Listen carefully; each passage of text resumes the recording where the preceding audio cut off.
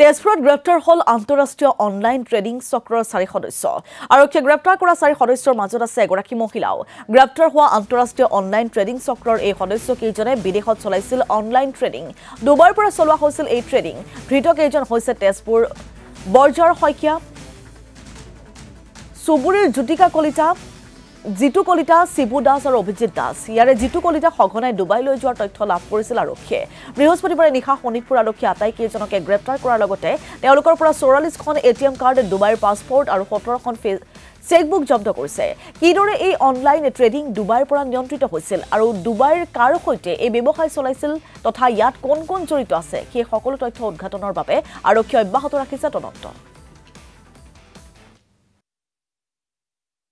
আমাৰ honourable SSP sir professor স্যাৰৰ এটা বিশেষ ক্ৰেডিবল ইনফৰমেশ্যনৰ ভিত্তিত আমি যোৱাকালি আমি কিছুমান খবৰ পালোঁ যে ইয়াৰে আমাৰ তেজপুৰৰ কেইজনমান বাসিন্দা তেওঁলোকৰ যিখিনি বেংক একাউণ্ট তাৰ লগত যথেষ্টখিনি মানে বাহিৰৰ পৰা ফৰেন মানি ট্ৰেনজেকশ্যন হৈ আছে বুলি, আৰু সেই খবৰৰ ভিত্তিত আমি তাৰে এজন প্ৰাইম একিউজ বুলি আমি ছাছপেক্ট কৰিছিলোঁ। তেখেতৰ ঘৰত যাওঁ আৰু তেখেতৰ ঘৰত আমি যথেষ্টখিনি এটিএম কাৰ্ড আৰু বেংক চেকবুক, পাছবুক আৰু ডুবাইৰ পাছপৰ্ট য'ত তেওঁ ডুবাইলৈ অহা যোৱা কৰে আৰু তেখেতে ডুবাইত কাম কৰে বুলি আমাক জনাইছে ইতিমধ্যে।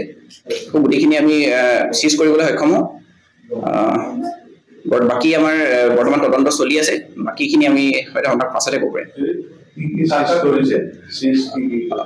চিজ আমাৰ এৰাউণ্ড আমি 44খন এটিএম এণ্ড ফৰেক্স যিটো ট্ৰেনজেকশ্যন কাৰ্ড আছে সেয়া কৰিছোঁ, আৰু লগতে আমাৰ 17খন বেংক চেকবুক আছে, পাছবুক আছে, আৰু আপোনাৰ পাছপৰ্ট আমি চিজ কৰিছোঁ।